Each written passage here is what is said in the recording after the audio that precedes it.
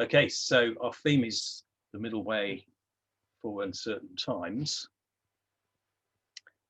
and uncertain times in some respects are all times. That's the first thing we should understand. But the middle way, the ideas of the middle way and the practice of the middle way are very much about facing up to uncertainty as a general phenomenon. It's the middle way could be broadly defined as kind of a navigation between two kinds of false certainty or absolute certainty. So the positives and the negatives, positive absolutes and negative absolutes. So I often talk about the 5 principles of the middle way, which you can see written up in various places, which include skepticism and provisionality, which are both very relevant to uncertainty. So skeptical arguments, I think, are just reminders of uncertainty. For example, the argument that you don't know for sure when you're looking at an object that you are seeing the object as it actually is, because you are perceiving that object from a particular angle through your own senses. Your senses may be limited in particular ways that stop you perceiving things that are important.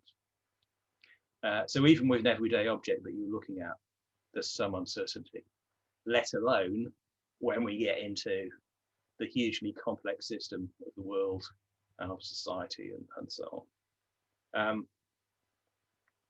So that's a sort of basic starting point that I often use when talking about the middle way, that you can start with the recognition of uncertainty, and that leads us on to provisionality as a response to that. So provisionality is very much about trying to adapt to that uncertainty by being aware of options. So being aware of options which are not just the absolute certainties that we might flip into. So not just the positive absolute and the negative absolute, not just perhaps the belief that the group you're in is stressing. So suppose you're in a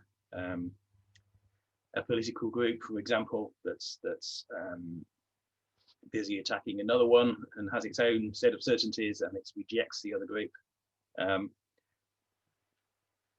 provisional point of view in those sorts of circumstances would include awareness of third options, that you're not necessarily just, your choices are not restricted just to the positive absolute of the group you're in, or the negative rejected one of the opposite. So to be provisional, we need all kinds of awareness, which is where middle way practice comes in. So generally speaking, the middle way begins with skepticism and provisionality, and is thus very much about recognizing uncertainty. However, there are times when we feel uncertainty, when it impacts on us more than usual. And I think that's because we create a set of expectations. So we've got a sort of sense of a range of what we assume is normal or acceptable. What's normal, what we take to be normal, creates a sense of security. And I think that's very much a basic embodied thing. So like, a very basic thing is when you sit down on a chair, you expect it to hold your weight. Or when you bite into a sandwich, you expect it to be edible. Yeah, so these are everyday expectations. We don't think about them because it's our bodies really that have that relationship with those objects. And that's based on loads and loads of experience. which gives us confidence in our interactions with things. So it's quite difficult to break that, in a sense. So we can extend that sense of security perhaps a little bit further than we should, but as a basic starting point, confidence, I think, is necessary and important and good. But when we extend that in a way that becomes fragile, which becomes overextended or absolutized, then we start running into problems. So what can break our sense of security or upset it? Well, the philosopher Nassim Nicholas Taleb, who I find very interesting, very irritating writer, but he talks about black swans, and that's really passed into a wider vocabulary, really, as unexpected events that upset your understanding of basic assumptions you make about your environment and how it works. So the idea comes from the discovery of black swans in Australia, that up until that point, everyone assumed that all swans were white, and then they suddenly discovered a black swan, which meant they had to completely reassess what was meant by a swan, what they thought were the essential features of a swan. So in the same way, if our sense of security is broken, we might feel that we have to reassess what we take to be what we assume to be the case normally, or essentially the case. There is a distinction there, I think, between probably the sense that Taleb meant it, which is statistical, really, and the sort of personal normality.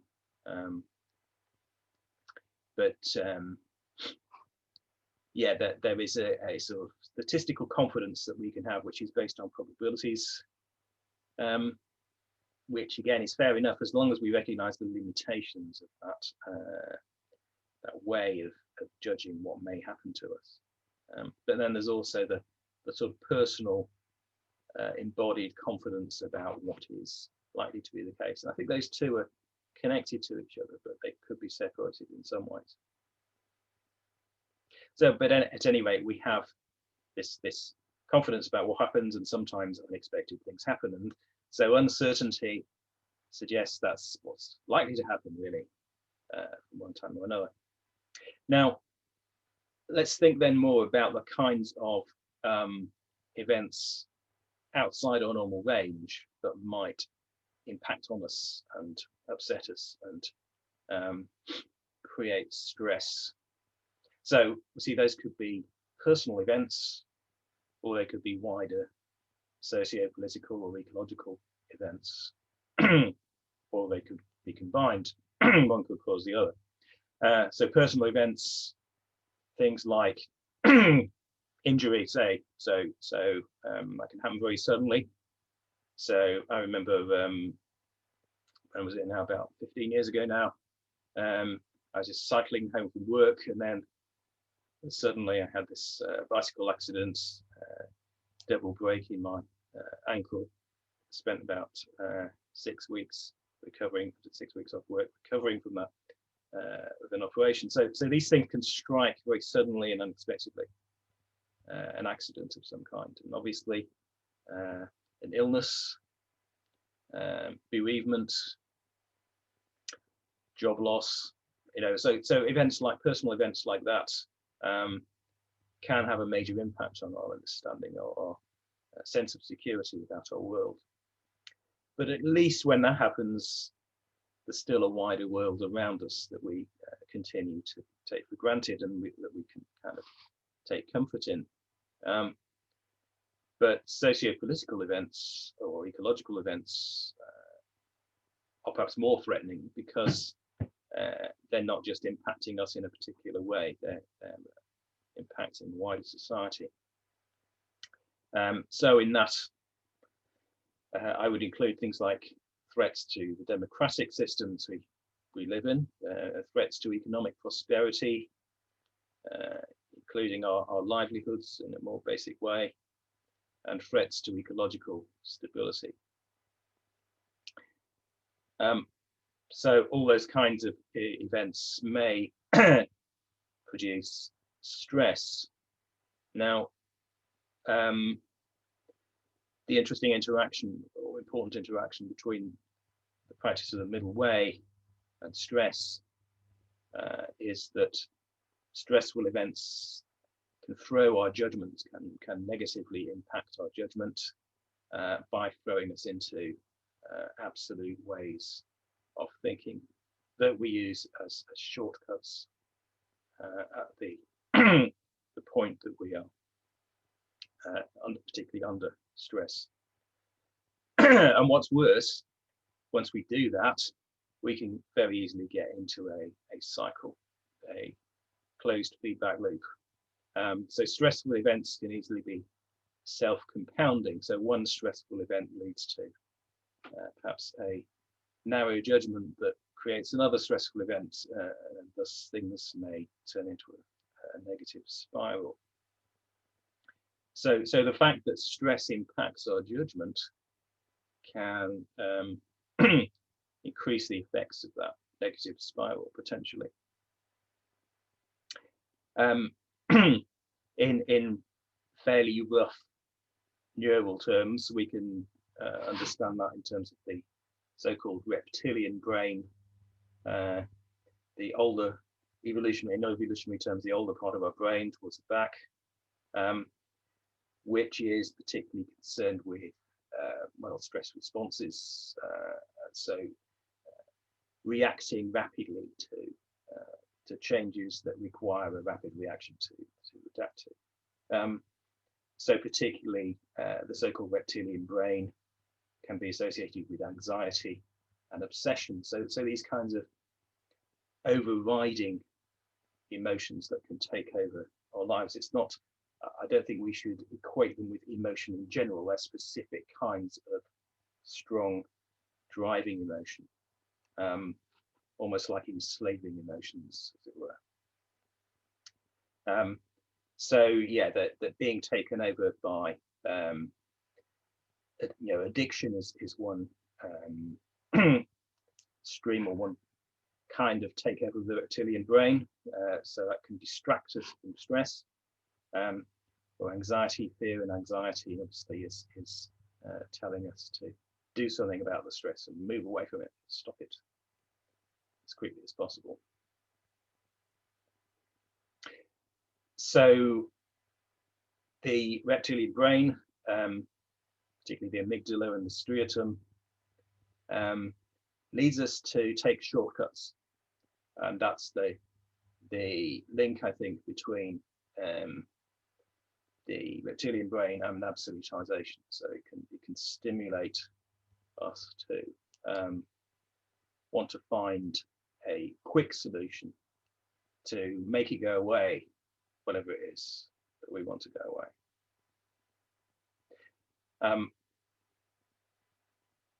There we may we may easily pick up absolute beliefs that perhaps we've already developed.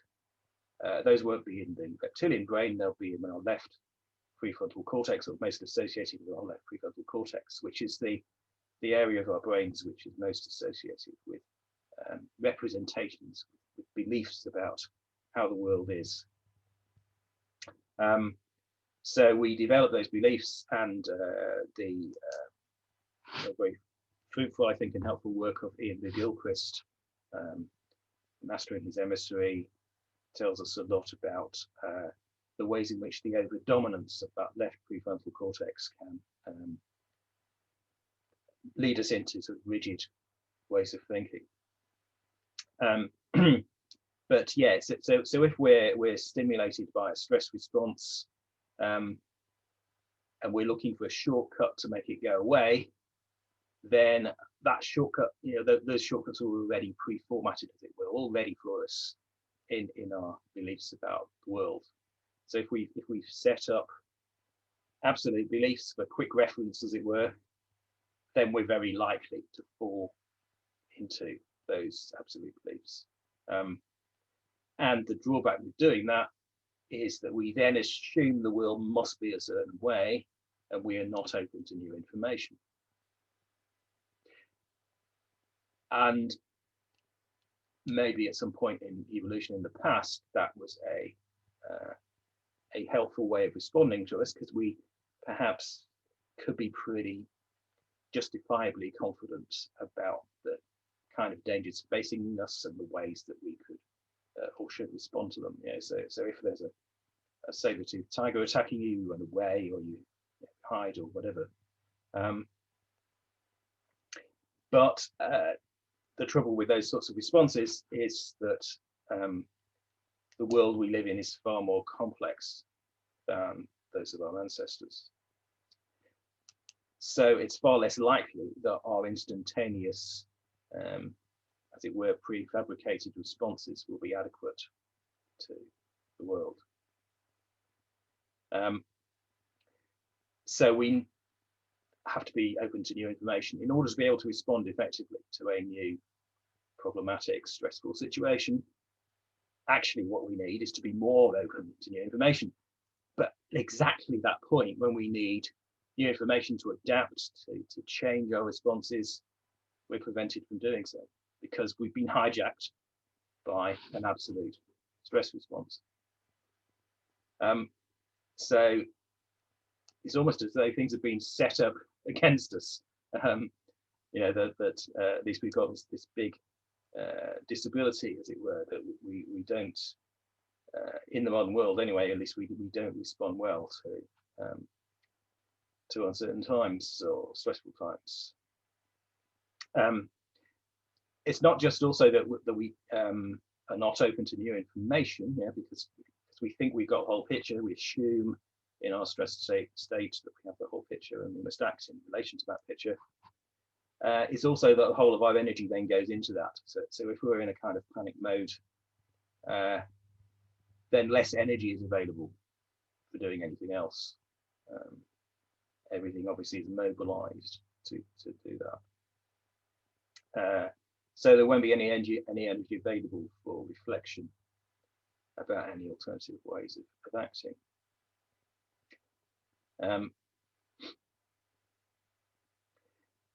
And another way of putting that really is that our sources of awareness of the context are cut off. So if you wanted an alternative way of talking about what the Middleway is about, I think I often use the term context, because context is all in the way. So when we become more aware of something, we give it a context that we didn't recognize that there was before. So absolutization tends to involve seeing things in isolation, as though we had the whole picture. We were looking at an object, say, and that's all there is. So context can mean just physical context, embodied context. It could be awareness of our body, like we're cultivating in meditation. Could be emotional context, awareness that our emotional states change, and we can be in other states at different times. We have been in a happier state in the past, and we probably will in the future, and so on. And it's also intellectual context. So being aware that there are other ways of understanding things and looking at things. Other basic assumptions, in fact, other frames that we can use. There's also a social context, which is very connected to the emotional one. So the connection with others, that is particularly associated with the right brain and our openness to new information. That's obviously one of the first things that as social animals, we are reassured by our connection with others in stressful times.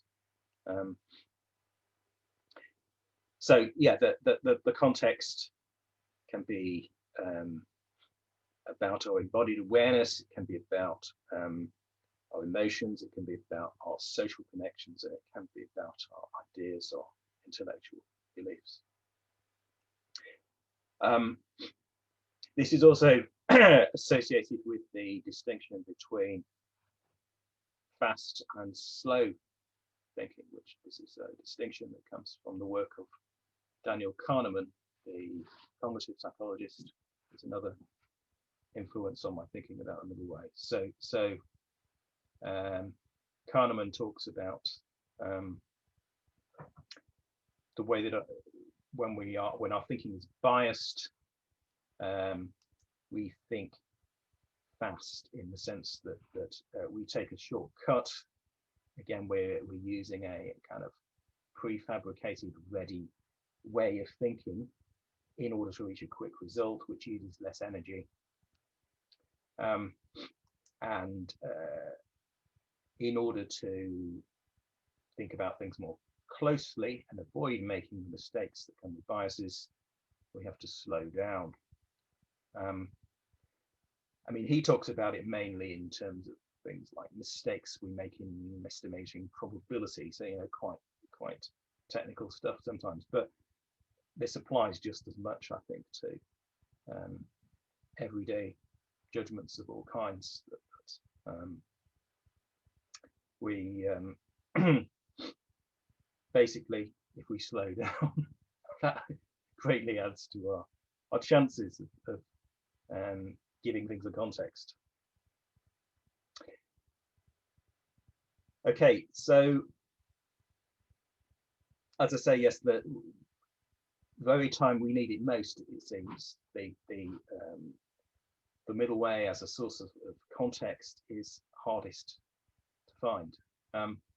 So it may, yes, it may seem relatively easy if you're in the context of a retreat, say, you're relatively relaxed, you've been talking about the Middleway, you know, so it's easy for us in this context maybe to think in Middleway fashion and not stressed fashion. But perhaps we also have to take into account that probably most people in the world are pretty stressed a lot of the time. You know, so it's a rough estimation. Particularly if you think about, well, I think a lot about the developing world, for example, and how much more stressed people's lives generally are. Say in somewhere like Bangladesh, where there's a lot of more economic precariousness, which makes people's lives much more, in general, on average, more stressful. Yeah, even if we're fortunate enough to be in relatively secure circumstances with relatively little stress, then there's a bigger context to that as well. So it may seem, for a lot of people, it may seem like the Middleway is just, it's a luxury of leisure. You know, how can we possibly spare time for things like meditation or reflection when we're under stress? Yeah, I used to work with a head of department who was very like that actually when I was teaching, who was seriously stressed, and from time to time I just sort of gently suggest, you know, how about relaxing, or maybe you could learn meditation, or but the response would always be instantaneously, I haven't got time to do that, and yeah, haven't got time to meditate. And doubtless you've met people like that who the people who need meditation most don't feel they have time to do it, but they're the people whom it would make most difference. And that's again part of the riddle, isn't it? The difficulty. So when Middleway practices are exactly what we need to avoid getting into stress loops, then, well, we can only really rely on, I suppose, people, you know, arriving at the need to do that for themselves, which depends on a lot of external circumstances, not just on, it's like we're doing now. But obviously, mindfulness is perhaps the practice that comes first to mind when it comes to relieving stress. because often it starts with relaxation. You really can't meditate without relaxing your body initially as the starting point for mindfulness.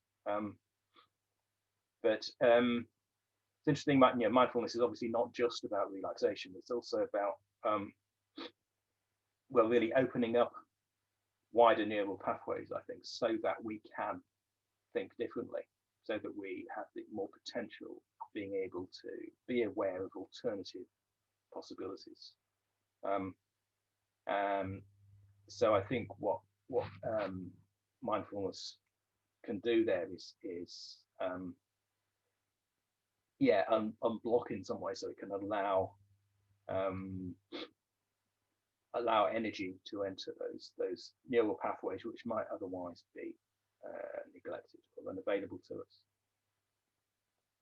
But so mindfulness is perhaps what people would take as the most obvious Middleway practice, but it's far from the only one, I think, and that's why on this retreat I want to stress also the arts and critical thinking as also ways of practicing in uncertain times.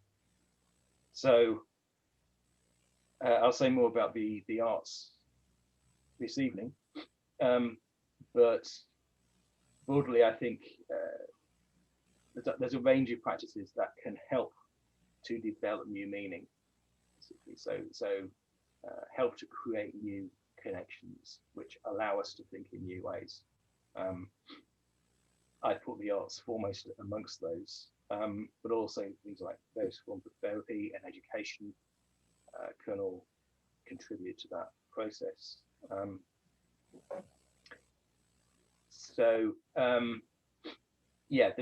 The development of new meaning is both simultaneously an emotional and a cognitive process. So we might cognitively learn new ways of thinking. We might have new ideas, new ways of expressing those ideas, or perhaps more likely, ideas we're already familiar with become more meaningful and get combined in new possible ways. So we are literally able to think in new ways. So that depends on the operation of the imagination. So oddly, I mean, I think the imagination really often gets bottom priority in any time of stress, but I think it's really important. I'll be saying more about that this evening. And then the third area, critical thinking. So again, I'll say more about that tomorrow. So I'll have a talk specifically about critical thinking in uncertain times. But critical thinking is particularly, I think, helpful in terms of making us aware of the limitations of our beliefs, and at points where we are trying to adopt, where we're likely to adopt shortcut beliefs, where we think set of beliefs we've got has a whole picture. Particularly if you're habitually got into the skills of critical thinking, that should help to raise a voice in your head somewhere which says, well, actually that might not be correct. There's some other possibilities here. There are other beliefs you could have about this, there were more dramatic ways of putting it, I think. So was it somebody talking to Oliver Cromwell who said something like, in the bowels of God you may be wrong, consider that you may be wrong. So there are various ways of putting this, but basically awareness of uncertainty actually helps us to cope with it. That's the interesting thing. And doing critical thinking in a balanced way is important here, I think. So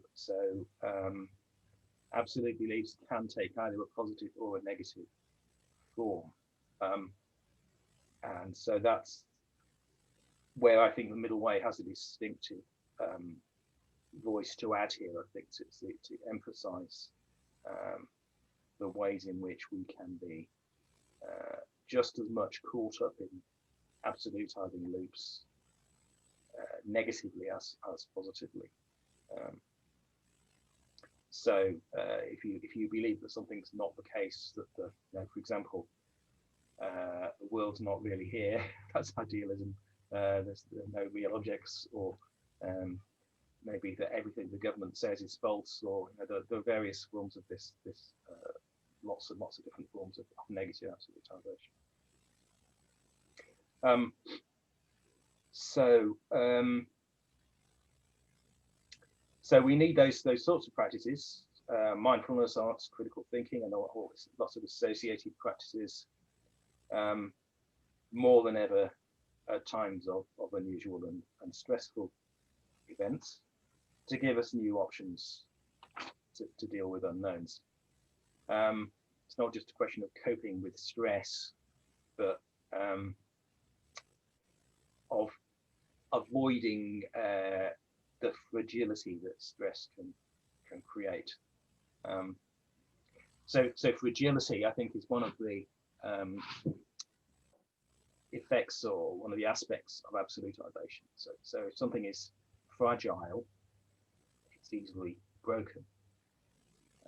It goes very rapidly with one smash, as it were, from being complete, to being together, to being in pieces.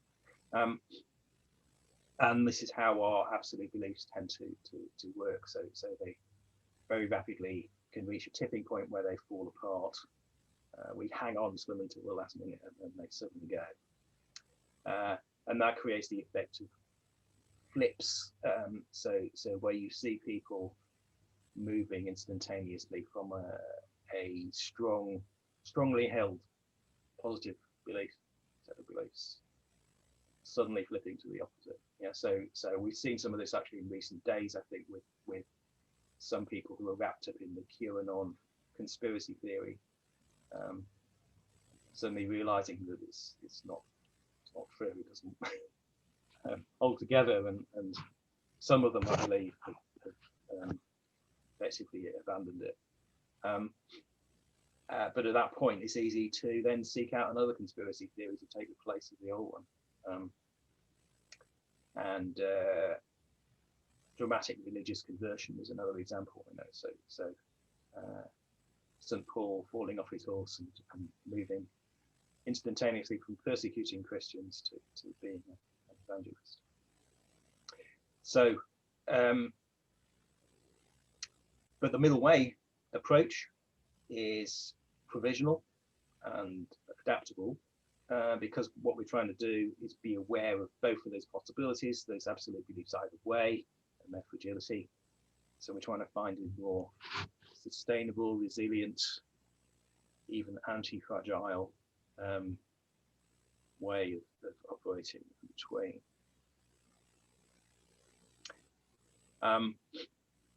Okay, so yeah, getting towards the end of my talk now, but I just want to say a little bit more about the kinds of stressful events, wider stressful events that are likely to create looped absolute responses. So I mentioned earlier that we can think in terms of personal events, and we can also think of wider events. But I'm particularly wanting to focus on those wider events that have particularly had an effect on us in the last year, particularly. So yeah, let's start with climate change, which I think is the biggie. And the ways that climate change is associated with feedback loops, reinforcing feedback loops, is interesting, because there are, when people talk about feedback loops in relation to climate change, they're likely to start talking immediately about ones in the environment themselves. So feedback loops are already operating in the Arctic, for example. So the way in which the Arctic ice is no longer reflecting, as it melts, it's no longer reflecting so much sunlight. So therefore, more warmth is absorbed, which makes the ice melt more. So you're then in a reinforcing feedback loop situation, whereby the fact of global warming in some respect creates more global warming. And that's happening by itself, regardless of what we do. So that's like an illustration of reinforcing feedback loops outside us in the environment. But when we introduce stress into the picture, that introduces more feedback loops, which can interact with the external environmental ones, creating a snowball effect of the process tends to accelerate, tends to proliferate, and accelerates as it goes on. So if you think about the effects that we anticipate climate change may well have, one of them is a threat to world agriculture, particularly because of the threat to agriculture across the central belt of the earth, where temperatures are rising most and where there may be desiccation of agricultural areas. So shortages of food, leading obviously to competition between people over food. What happens when people are in that competitive environment? The food prices are too high, they get very stressed. So of course they're going to fall back on absolute beliefs. And that's where of course you're more likely to get rise of more totalitarian governments, for example. So climate change threatens more absolutization, not just in the world around us, but in us, adding to that effect. Then another kind of stressful events, as we've seen recently, threats to democracy. So where totalitarian tendencies may arise within the context of democracies. So that tends to create reactions, obviously. So one of the things we've seen increasingly extremely, particularly in the US, but also in other places, is polarization of discourse between different groups that just can't understand where each other is coming from. And that polarization creates conflict, which adds to stress, which leads people to turn more to fast solutions, to absolutes. So again, you could easily get a spiral there of increasingly absolutized opposing beliefs. I mean, I think democracy can be very helpful in diffusing that kind of potential spiral, as long as democracy is working, because it makes people talk to each other. But if there's a threat to democracy itself, then we might start losing the potential to prevent that spiral occurring. And then, of course, what we've recently been experiencing is a pandemic. So we've seen some extremes of response to the pandemic. On the one hand, people may have a sense of false security, so denying that it's really a threat to anybody, or you can have excessive fear. So again, you can see people triggered in different ways there to hold on to absolute beliefs of one kind or another, often interacting with the reptilian brain kind of effect. But that can also have a looped effect with other effects, with other things going on outside. So the way that lockdowns undermine the economy, for example, that creates more fear and insecurity, increased competition for resources. So that might be another thing that interferes with the possibility of developing middleway capacity, and even some of the aspects of society that help people to get a sense of context and to develop basic sort of approaching middleway skills. So education, the education system, for example, having a basic economic security, those things are also potentially undermined. So that all presents us with a serious set of challenges.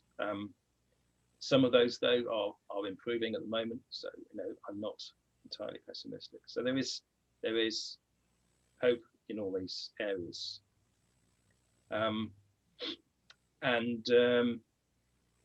One thing that gives me hope is that we have seen some resilience in our institutions. So personally, I was relieved at the way in which democracy in the US recently showed its resilience.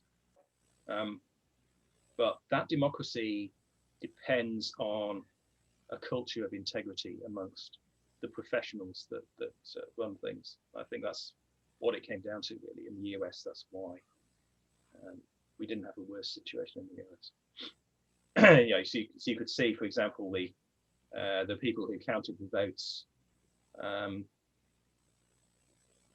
just insisting that they had counted the votes, they'd done so correctly, and so a sense of integrity for them, which would have been linked to things like a sense of their bodily integrity and confidence.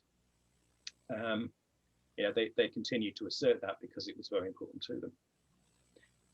So our welfare, I think, as a whole, democracy depends on these internal states in the individuals that make it work.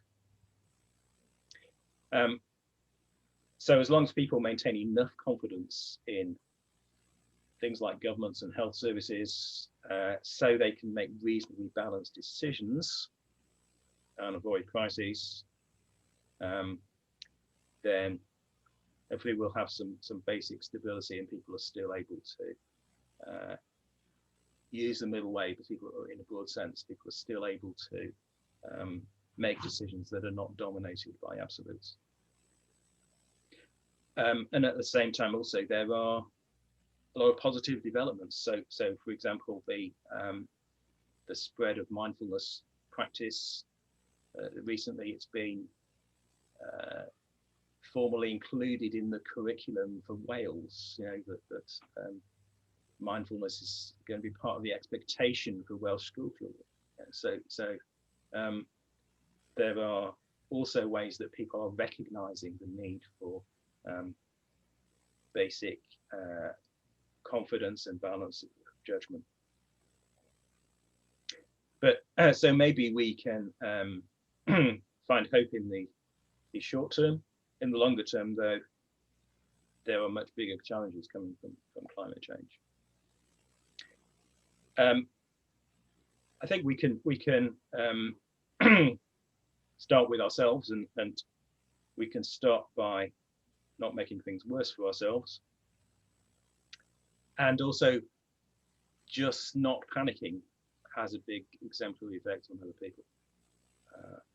So having some basic equanimity, which can be reinforced by practice, and obviously helping others to develop those skills of things like mindfulness and the arts and critical thinking, that can help to maintain a helpful culture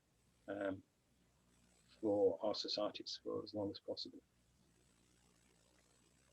So that's been quite a broad-ranging set of reflections on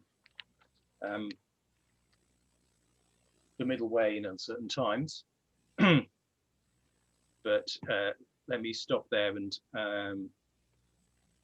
throw it open. Maybe we'll have sort of 15-20 minutes of any reflections from you, or any questions you'd like to ask, anything you'd like clarified that's been talked about. Over to you.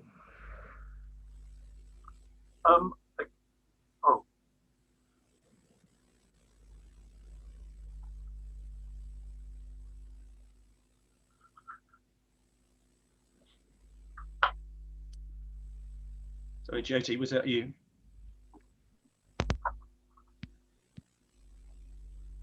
Sorry, I didn't have audio. Can you hear me now? Yes. Sorry, I haven't gone on the phone yet. So I'm still using the pad system. Simple question, though. I was struck by your story of your colleague the head of your department, who you said got stressed, and when you approached him with a suggestion, he said he hasn't got time for that. I'm very interested. Was that the end of it? Was there any further conversation? Did you think of any other approaches? Did you give him up as a lost cause, or did you eventually leave the place? Or what happened next? This was quite a few years ago now. So yes, I did eventually leave the place. Yeah. So no, there wasn't a resolution. Because of him, was that a factor? Sorry, was what a factor? Was him and the impasse between you a factor, that you were in a way incompatible? Or? No, it was part of wider issues, I think. But certainly the fact that it was a she actually who was a head of department, and so had a lot of control over a lot of things in the department, and was in a very stressed state, obviously made things difficult. So it's one of the things that made things difficult for me and contributed to me leaving. Yeah. So no, I wasn't able to help her at all, really. You probably realise that the reason I'm asking this is because this seems to be, for all of us, a big area. I mean, there's obviously the question of dealing with our own stress, but how do we creatively, functionally, positively, and continuously address other people's stress when it imposes on us, be it our spouses, our neighbours, our bosses, etc., etc. How would you say, given, put it bluntly, you failed? How do we approach that? We can't really walk away. You can't walk away from everybody, and you can't necessarily. People who are important to you aren't necessarily deep meditators and totally in this wonderful creative state, are they? Yep. Any ideas? Can I come in on this one? Sure. It's interesting what you're saying about walking away. It's sometimes we have to be true to ourselves rather than betray ourselves. We may consider we're betraying others or betraying our ideals or whatever, but sometimes we do have to walk away. It's also a matter of trusting the process, that people are where they're at on their path.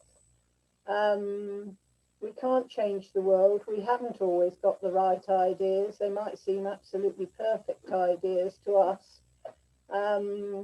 But sometimes we can always, it comes back to Buddhist teachings about fixed views. We can have fixed views of how things ought to be.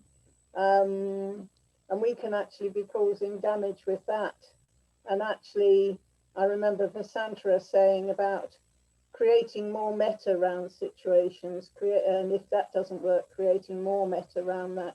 And sometimes just to take a step back, or, leave some time for ideas to mull in other people's heads may be the solution. May not be what we thought would be the solution. And also, as somebody who can have very strong views myself, I admit it. Sometimes when we're expressing those views, people feel either that they've got to do what you're saying. They feel you're being pushy, where you may just be expressing your views strongly and be quite content that they choose to do with that what they do or don't want. But also that there's multiple forms of the truth. There's no absolute truth. There are lots of truths. And if we think that we're right and everybody else is wrong, we're actually going down a rather dead end of a rabbit hole. I'm not saying that this is what happened in Robert's case, because I'm very sorry I wasn't here at the beginning of the talk. It wasn't a lack of trying, I just couldn't get through. And I also think in terms of, and I can't remember his name, the person who wrote Conversations with God, which I thought was the most off-putting title, but it was actually a very interesting book. And he talks about if you have if you divide something into two, then you automatically create a third space in between. And my comprehension of that third space is that that's where we're at when we're looking at the middle way, that we're looking at the creative, fluid space, which in Buddhist terms you could even call the void or the non-void, rather than the rather fixed entities of the two solids in between. So just throwing some of that out. Robert, I don't mean to be heavily on your case. That's not my point at all. But hearing what we've just heard, looking back on that situation now, as I say, I'm not trying to make this personal or anything like that, but it just seems quite intriguing because it's, for me, a very vivid example. Having worked with people that I found really terrible and all the rest of it. Could you have done something else, looking back with the benefit of hindsight? Could you have worked differently or, dare I say, more creatively with that guy? I probably could, yes. I mean, this was 15 years ago now, but so certainly there are things I've learned since then which might make me more effective in communicating with her. But I mean, the things that particularly come to mind are to do with provisional framing, maybe in communication. I mean, all we can do, I think, is slightly increase the probabilities that somebody might respond more positively to something. So if we use language which suggests or constantly reinforces the idea that we're working in a provisional space, which tries to prevent the other person automatically flipping into an absolute way of thinking, then that can help. So that can mean, for example, using conditional language. So if such and such, then such and such, or it could be making it more personal. So very often I say, I think such and such. And that's intended to communicate that I'm not saying that this is true. I'm saying this is the best conclusion I can reach about this based on my experience and thinking.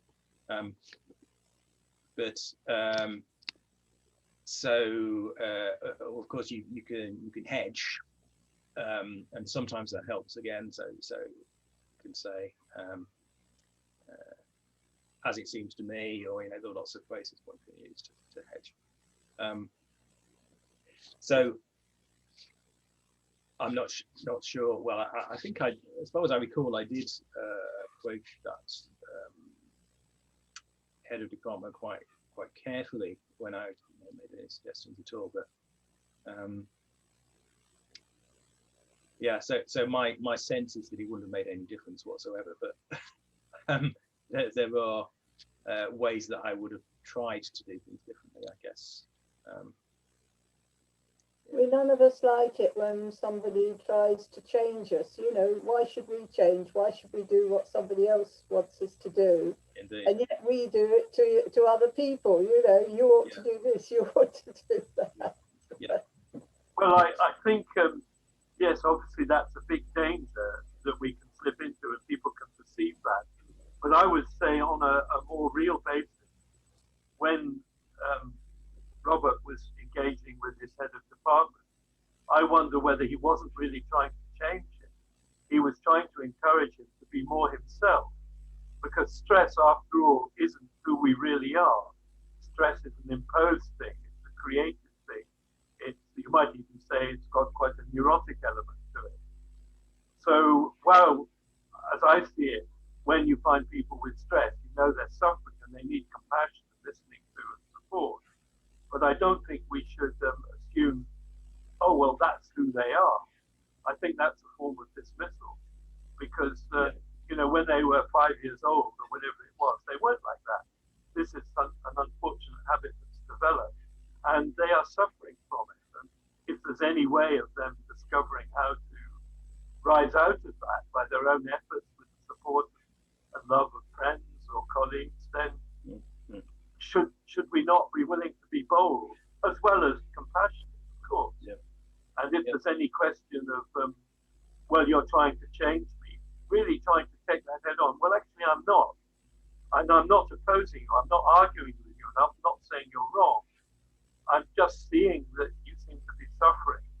And there are other ways you could consider doing things. Yeah. When is that our responsibility? Yeah, responsibility is encouraging responsibility. Yeah. But when could we responsibility? Could we bring in Lenny, because I think she wants to add something? Yes, thank you. Just before I say what I was going to say, I just wanted to verbally voice the question I put in the chat is, could you give us a sort of what protocol we're supposed to use to get attention? Because obviously if we all just jump in, it might, I mean, that's happened so far, but and because if I use the raise hand thing, I know sometimes that's happened to me on Zoom that people don't see that. Usually if I use the thumbs up, people seem to see that better. But yeah. I'm just wondering what you would like us all to do. Well, hand raising is fine. Yes, I'm afraid. Sorry, I didn't notice your hand raise initially, but I certainly have now. So. Thank you. Yeah. So what the thing I was going to bring up was because I've just been looking at there's an online course by Yale, a lecture on there. The course is called Science of Wellbeing, and she put a video on with various advice about dealing with the pandemic. And one of the things that really struck me was where she was advocating compassion. And yes, obviously mindfulness, as you've mentioned, but particularly initially self-compassion. Before we try and tackle anything, it's like just that sort of recognition that we're dealing with a difficult situation, an unknown situation. And so before we try and engage with anything or anyone, just to kind of check in with that with ourselves, recognize, this is challenging, and have that sort of awareness of that we may struggle with it. And then also, by the same token, to recognize that is the same for everyone else. So to extend that to others and have compassion for how other people are responding, which may or may not be very skillfully. And also that ties in with Brenda mentioned metta, and I think I see compassion and metta being part of the same thing, really. So that's another way forward. If you're having difficulty with something, with someone, or how they're behaving, or indeed with yourself and how you're reacting, just those things sort of working with metta and compassion seem to be really key. How does that sort of fit in with your approach, Robert? Very much, yeah. I mean, I tend not to start with compassion, which I know is more emphasized in the Buddhist ways of articulating these things, but I see it as an important aspect of meaning. So, as I mentioned, I think when talking about meaning, that meaning is both cognitive and emotional, and it's tied in together. So compassion I see very much as well, what we mean to ourselves. That's the self-compassion aspect, but what others mean to us. So our degree of engagement with what they mean to us. Barry, you want to come in there? Yeah, and I think again in relation to this example, I think compassion plays a part. But I'm also thinking about the idea of connection. That that if you see there's an issue with someone, just when you see that they're suffering, you need to be sensitive to how they're going to respond, and if you maybe it's the word trust comes into my to mind here, that something might take time, that you need to somehow find a way to connect with that person so they can hear what you want to say. And obviously compassion probably is a part of that, but other things like maybe sense of humor, or it's some way of finding a way how you can connect with them in some way. Josie? I don't want to work that example to death, but it does seem to be quite a rich one.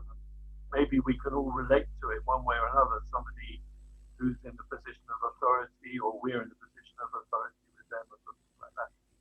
But I'm just wondering about another aspect which has been touched on, that if one's in touch with one's own self-compassion in that very situation, as one's relating to this person and experiencing them, do you think that naturally leads to a degree of sort of honest self-revelation? Like, I find this difficult too. I suffer from stress.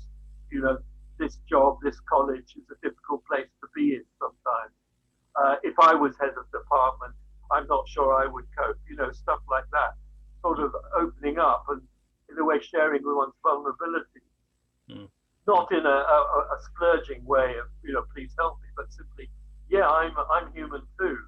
I'm not in some position to judge you. And I wonder if that can often encourage the person to relax a bit, not feel threatened by what they see as your judgment or telling them how to be right.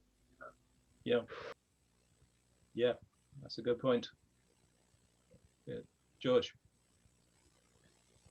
It brings to mind one of the podcasts that Barry did a while back with this chap who was an American guy, and he was a right-wing extremist, or Nazi extremist.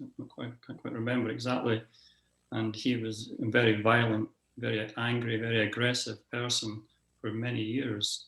But he eventually changed. And one of the things that he mentioned was that he would go into McDonald's or similar kind of place, and he would ask for his bun with his burger. And there was a lady on the other side. He was a black lady who was very kind and compassionate to him, and smile at him and be nice to him. And he absolutely hated her because she was black and because she was being nice to him. But he said that moment was the turning point for him. Although he couldn't be nice to her at that point, he was still very angry and aggressive towards her. It stayed with him. And years later, it was the thing that actually softened the violence in him, the difficulty in him. So it's just this idea of timescales, I think, and not to presume that just because it doesn't have an effect right now, that it doesn't actually change or put into change a difficult experience in someone. I just found that was a really strong example of it, and a very extreme one. And he didn't expect it himself, but eventually couldn't hold on to the violence and the anger because it was taking so much of his energy, and he had to eventually realize that kindness was a beautiful turning point for him, and it completely changed his life. And then he became an activist towards peace and so on. It was beautiful, really nice moment. So, but you never know. You don't know exactly what the effect's been on that lady. Yeah, that's the idea of planting seeds there, isn't it? That we don't know what effects we're going to have, and also perhaps the reflection that absolute states can be self-destructive, but of course when they do, as it were, destroy themselves, as Trump, for example, seems to have destroyed his own position in the way that there's the danger of going straight to the opposite position. Okay, I think maybe just a final point, Brenda. Yes, I think there's a point about us, while we're in this world, as distinct from while we're in the spiritual world, we do have an ego. We don't want to let it run away with us, but we do need it to protect our physical self. And it's very easy to give away our personal power without realizing it. We might accept all the constructs of our society without really thinking about it, and really thinking about the effect on our emotional and spiritual energy levels, and that we do actually have choices in each moment as to how we use our energy, how we spend it. And to me, stepping away can be a very powerful choice, but choosing to hang in there is also a powerful choice. But be aware of what you're doing, why you're doing it, why it matters, and that the world isn't perfect. We aren't perfect, nobody's perfect. If we can hold on to that, then we can have more compassion for ourselves, for not being the perfect people we'd like to be, and then have more compassion for others, because they're struggling with that too. They're not the perfect people they'd like to be. And then perhaps some forgiveness can come in. Okay, thanks for that. Okay, I'm just going to